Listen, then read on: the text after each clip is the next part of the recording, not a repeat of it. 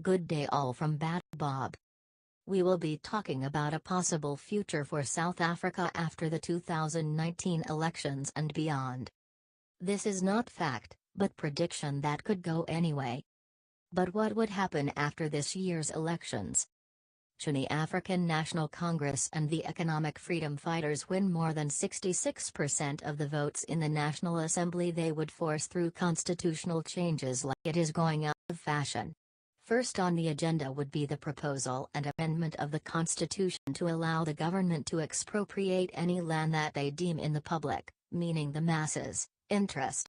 This would have devastating effects on the economics of the country. There would be mass losses of employment as companies run by white South Africans and foreign entities close their doors. Why would they do this?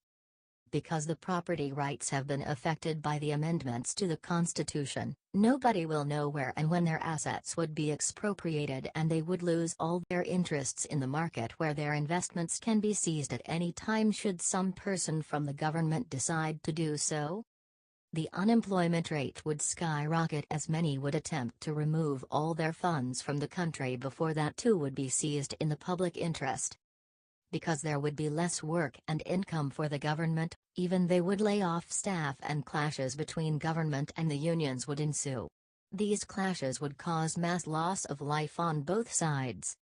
The mass looting at the government level and the state-owned enterprises would continue as before, making a couple of comrades rich beyond belief while the masses would have very little in the form of funds to feed themselves and their big families. When the productive farms are seized and handed to people that have no interest in farming, the means of production would fade into the distant past. People would start to go hungry because food will become scarce, and the little that are still available would become so expensive that the masses would not be able to afford it. Inflation would skyrocket as the economy collapse. There would be mass famine and the government would plead to the world to help the masses. There would be some international organizations that would attempt to help. Like seen in so many other African countries, the government would seize any aid so that the people in power can have even more, and this will lead to more and more clashes between the people and those deployed. There is not another South Africa that the hungry and malnourished can flee to like what happened in Zimbabwe. The end of the road for the once prosperous country would be in sight. When the support from the international community dries up because they need to look after their own interests, the people would starve to death.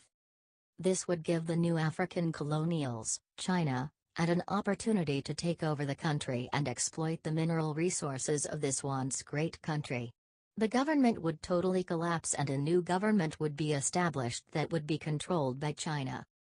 It would be like the new slave era where the masses, those that survived the famine and starvation, would be worked to death in labor camps for very little compensation, if any, beyond the food and clothing.